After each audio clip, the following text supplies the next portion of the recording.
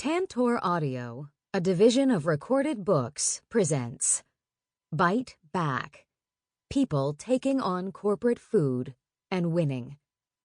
Edited by Saru Jayaraman and Kathryn De Master. Forward by Marion Nessel. Narrated by Rebecca Gibel and Neil Shah. Publisher's note: in this audio edition, you will hear references to illustrations, figures, and tables present in the print and ebook formats of this book. Forward.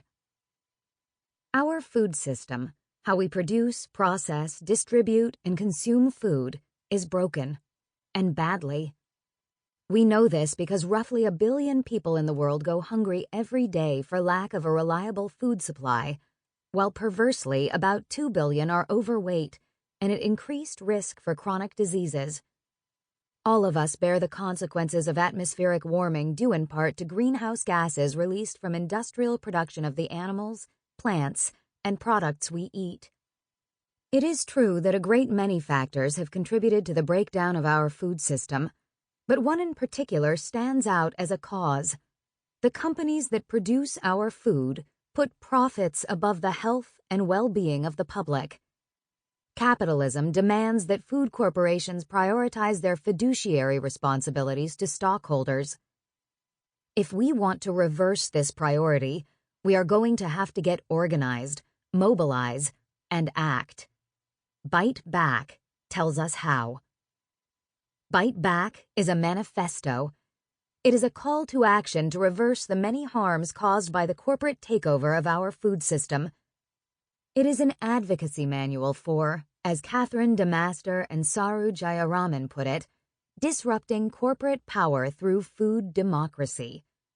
It is a guidebook for empowering all of us to resist corporate power and to collectively make our own decisions about how to create a food system that best prevents hunger, improves health, and reverses climate change. The operative phrase here is food democracy. This book embeds democracy in its very structure. Each part of the book contains 2 chapters.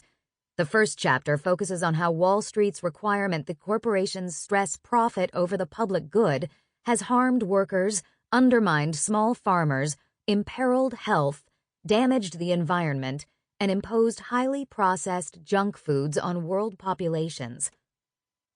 The second chapter in each part is about democracy in action. Each highlights the work of individuals or groups who have resisted corporate power and succeeded in doing so. Here, we see how community organizing, grassroots advocacy, and genuine leadership can stop or reverse some of the more egregious corporate damage. These chapters make it clear that advocacy can succeed. They demonstrate that resistance to corporate power is not only necessary, it is also possible. The food movement in the United States has been criticized for its focus on personal food access rather than on mobilizing individuals and groups to gain real political power. Why, for example, do we not see a grassroots political movement emerging among participants in federal food assistance programs to demand better-paying jobs, safer communities, and better schools? I'm guessing that the power imbalance of such efforts seems too discouraging. This book aims to redress that imbalance by providing accounts of real change. Bite Back presents voices from the food movement, all deeply passionate about their causes. Learn here about the importance of grassroots organizing, why advocates must stay eternally vigilant to maintain the gains they have won, and why uniting advocacy organizations into strong coalitions is essential for gaining political power. A particular gift is the afterword, which is anything but an afterthought. Subtitled, Taking Action to Create Change, it is a superb summary of the principal elements of successful advocacy. It explains the basic tools of community organizing, setting goals, building organizations and coalitions, identifying the people who can make desired changes, developing strategies and tactics, and gaining real power, and how to obtain and use those tools. Together, these elements make Bite Back essential listening for anyone who longs for a food system healthier for people and the environment. This book is an inspiration for food advocates and potential advocates. Join organizations, vote, run for office. Wherever you do, get busy and act. Our food system and the world will be better, much better as a result. Marion Nestle, New York City, December 2019. Introduction. Kathryn De Master and Saru Jayaraman. Corporate power. Taming its relentless influence in our political systems, markets, and communities has been described as the key political issue of our age. Corporate power has grown rapidly over the last 70 years, first sparked by market deregulation and privatization in the decades following World War II, and then accelerating with President Ronald Reagan's trickle-down economics in the 1980s. Today, corporations wield unbalanced power over our democracy, winning the right to operate as legal persons, spend enormous amounts of money on political campaigns to curry the favor of politicians, and use revolving doors in which corporate leaders influence or even control the very agencies that are intended to regulate them. The food system is no exception to the advance of corporate power. In the last 70 years, as we have witnessed the industrialization and globalization of the food system, agro-food corporations have progressively expanded their reach and solidified their influence.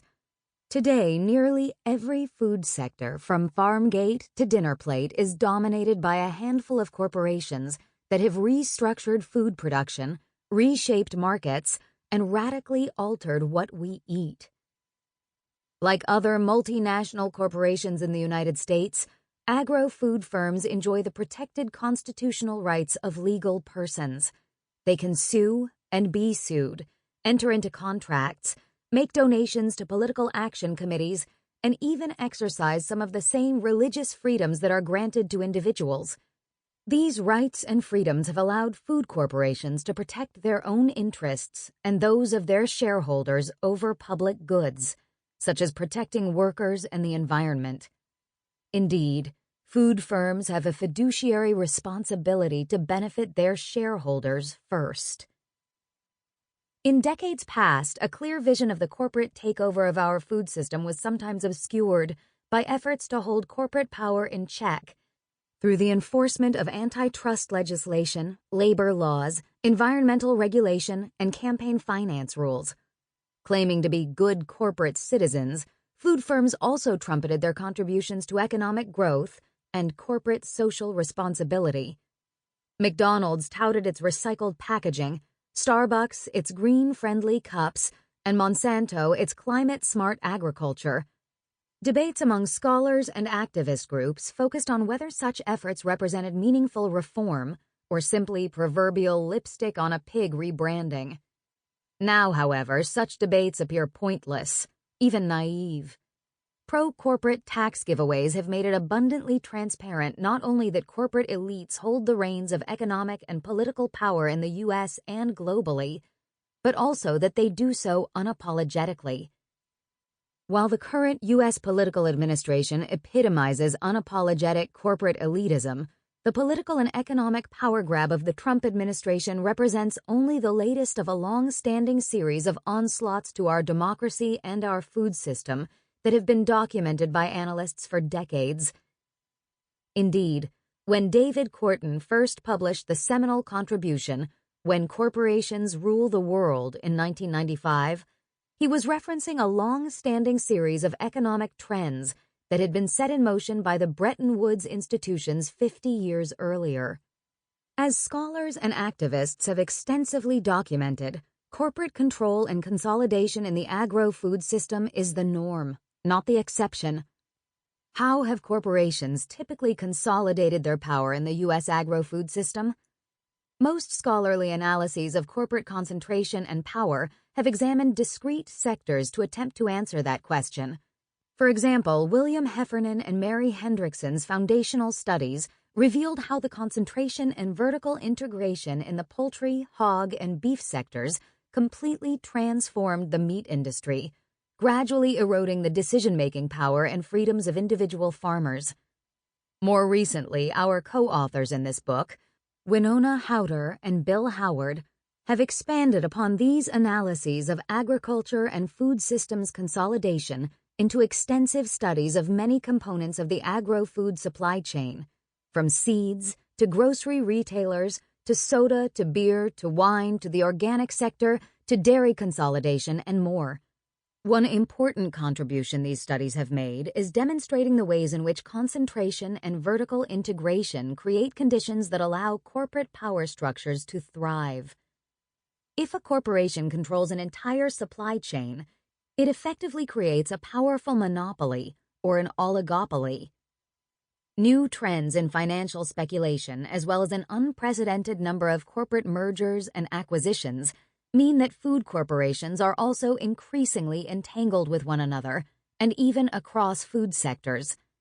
The boundaries between, say, Smithfield Foods and Purdue, or between Tesco and Walmart, or between Monsanto and Syngenta and Bayer, are increasingly blurry. While such firms may ostensibly compete with one another, their control of markets through the horizontal and vertical integration of their respective supply chains fosters oligopolies, in which actual competition is extremely limited. The result is that a mere 10 companies now control the products on our grocery store shelves. 3 firms control nearly 2/3 of the market share of seeds. 4 corporations control over 60% of all chicken consumed in the U.S., dictating the terms of production for hundreds of contract poultry producers who can no longer compete with larger firms. 4 packing firms control over 70% of the pork market, while the top 4 beef packing firms control roughly 85% of the market. 10 corporations control over 50% of the fertilizer market globally. 4 companies control around 80% of cereal sales, even though nearly 250 varieties can be found in a typical cereal aisle. Indeed, the illusion of consumer choice is carefully crafted through nearly limitless product offerings. From restaurants to soybean fields, from lettuce warehouses to factory hog farms, and from seed companies to supermarkets, corporate power increasingly determines what happens throughout our food systems. Members of the corporate elite often make their decisions from arm's length. Most leaders of food corporations, for example, do not trudge through muddy cow pastures, but those investors today are nevertheless catalyzing a blizzard of rural land reorganization through new forms of farmland speculation. Leaders of the National Restaurant Association do not wait tables for a living, but they nevertheless benefited when the Trump administration in fall 2017 declared tips the property of restaurant owners, not workers.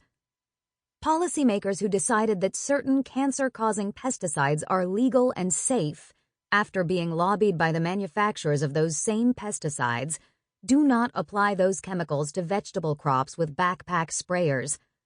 And unlike the farm workers of early Mart, California, whom Jill Harrison describes in this book, elites typically live safely distant from pesticide drift. Such decision-making dominance in the food system is an exercise in sovereignty, one that has been methodically wrested from farm workers, waitstaff, and eaters. To quell any resistance to this system, corporate messaging pervades nearly all media as companies work to create loyal consumer acolytes. Most people in America are lulled into acquiescence through exposure to over 350 advertisements and approximately 5,000 corporate messages daily. Sloganeering, have it your way, eat fresh, lovin' it, keeps us primed to consume.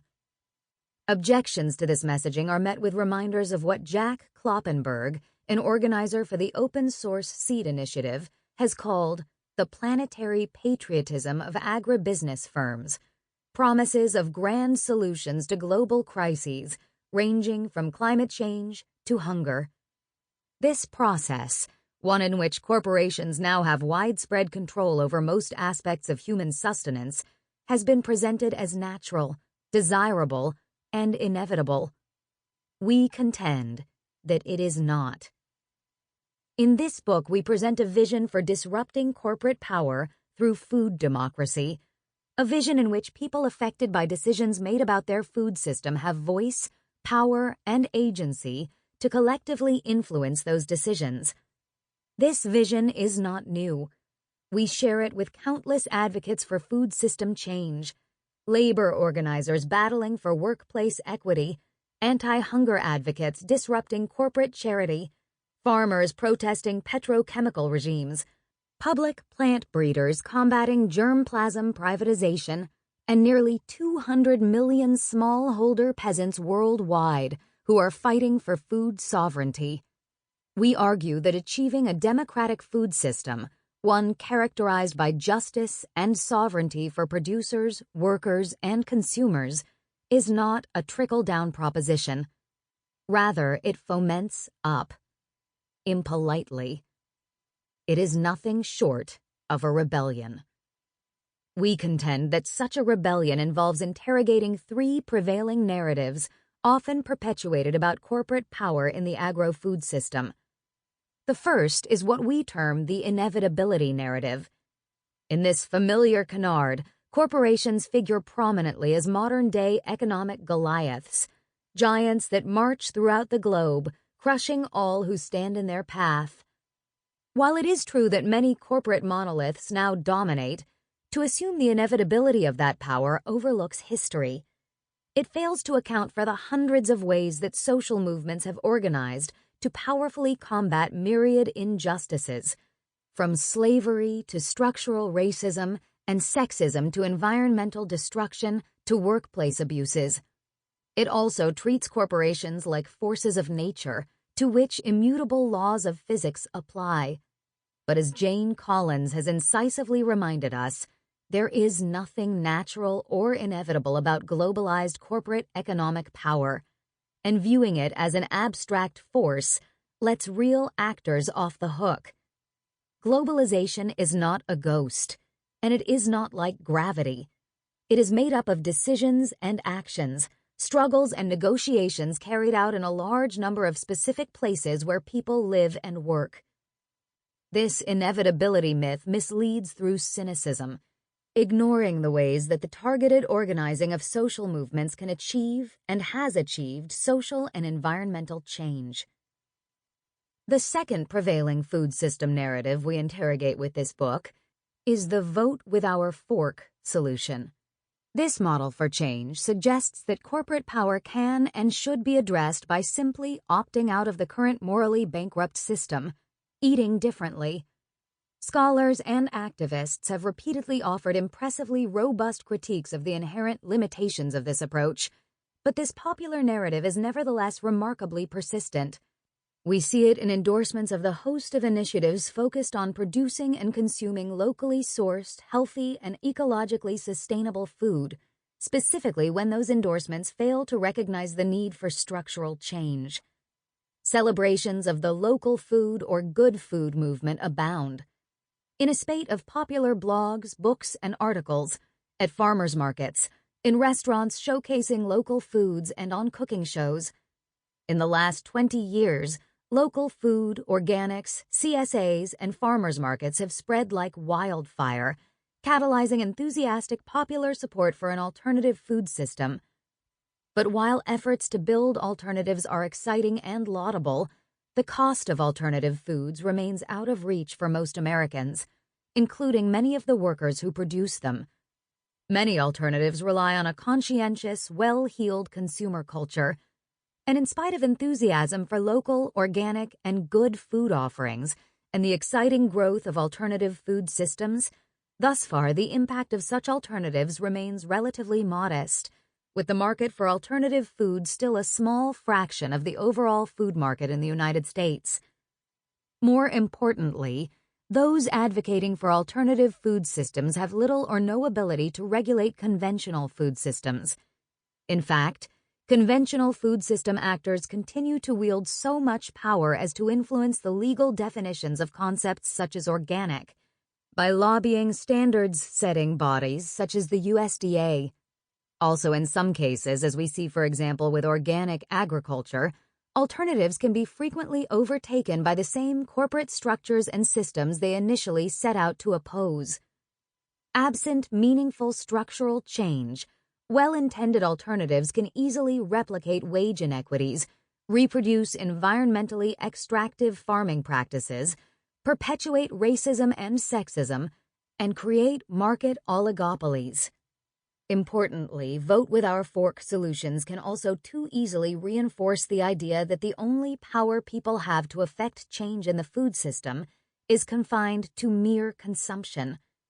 This limiting narrative is one that many corporations will happily support. It reinforces what Korten in 1995 termed the elitist ideology of individualism. The more that people identify as mere consumers rather than active, informed participants in society and policy, the more corporations can expand their reach. Indeed, through buyouts of organic and health food companies, corporations are already profiting from niche markets.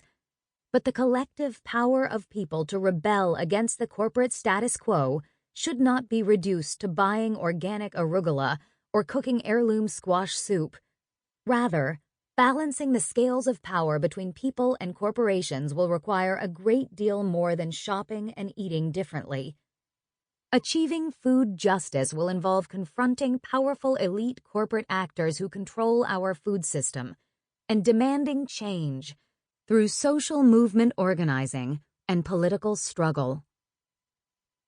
The third prevailing narrative we interrogate with this book is the idea that the organizing and political struggle involved in attaining food justice can be confined to a food movement. We argue that the term food movement is often used easily and uncritically and has been too loosely conflated with shopping and eating differently. Moreover, we submit that building a social movement to combat corporate power in the food system will involve not simply changing prevailing food systems alone. Rather, it must involve diverse, intersectional alliances and coalitions with other groups that are also experiencing injustices and threats to their livelihoods by corporate power. In much the same way that we cannot reduce the food movement to changing what is on our individual plates, we also cannot confine a movement to challenge corporate dominance and achieve more democratic decision-making to food systems alone.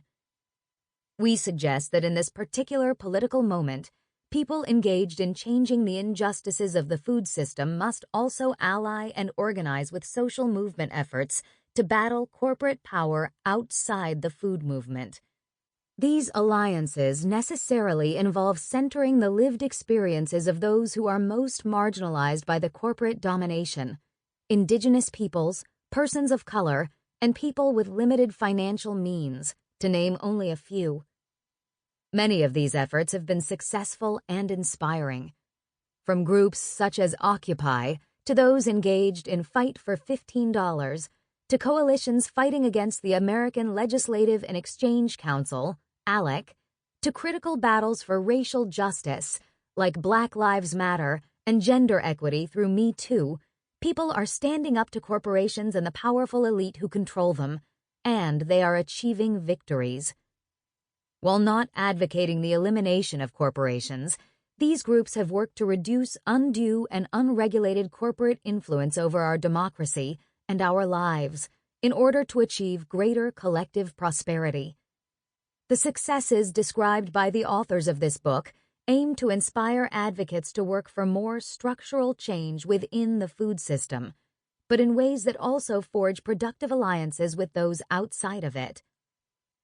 With the examples they share in each part or section of Bite Back, the authors propose a counter-narrative to the inevitability and vote with your fork narratives, and we aim to add to the many early and incisive analyses of corporate power by presenting this counter-narrative in detail. The case studies demonstrate success in biting back, winning policy or programmatic changes that balance the outsized influence of food corporations over our democracy. They also interrogate the notion that food systems organizers can attain policy or campaign victories without alliances that intersect with other efforts to impede corporate power. The descriptive accounts of each victory provide critical organizing tools for advocates. These successes provide a persuasive argument that the struggle against corporate power is not only possible, it has been successful. The case studies provided by the authors herein demonstrate how people who organize can, have, and will reduce corporate control over our democracy and our food system to increase equity, sovereignty, and sustainability. As we highlight these examples, we endeavor to make several contributions with this book. First, each part of the book unites scholars and activists in a format that invites productive, collaborative conversations between the two groups. We seek to highlight both the voices of those who study and analyze the food system and the voices of those directly engaged in changing it. Importantly, we also recognize that the categories of scholar and activist are not tidy, narrow identities.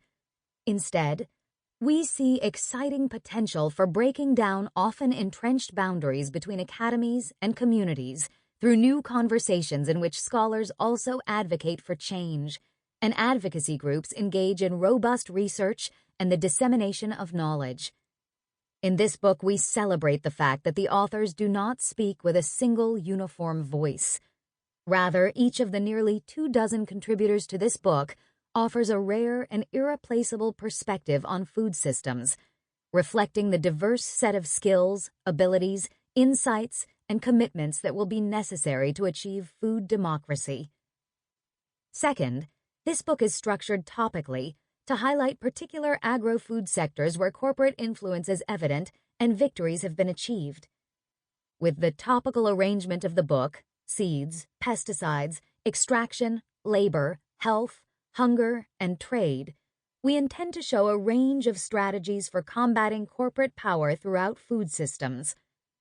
While this case study approach presents an overview of several key food system sectors, the subjects highlighted herein are not intended to be comprehensive. For example, some of our topics represent timely, specific challenges to food and farming, such as the rapid trends in seed industry consolidation or the swift advance of unconventional natural gas drilling, aka fracking, into rural communities in nearly half of the states in the U.S. Other topics represent broad, ongoing challenges to food justice, such as the corporate influence in international trade and anti-hunger efforts. We have prioritized sharing cases for which there are key successes in combating corporate power while also recognizing there is no standardized prescription for success. Social movement organizing is not a one-size-fits-all proposition. Moreover, though we highlight some food sectors where significant gains or successes have been achieved in combating corporate power and influence, we recognize that there are many food system sectors in which successes are forthcoming, or for which the fight against corporate domination is particularly challenging and entrenched, and will involve sustained efforts or new approaches. Finally, each part of the book is structured in a unique call and response style. The first chapter in each part is devoted to presenting problems and injustices linked to corporate power in a particular part of the food system, wage inequities, environmental destruction, and corporate bullying, to name a few. The authors of these chapters detail ways that corporations have influenced the very boards and bodies intended to regulate them.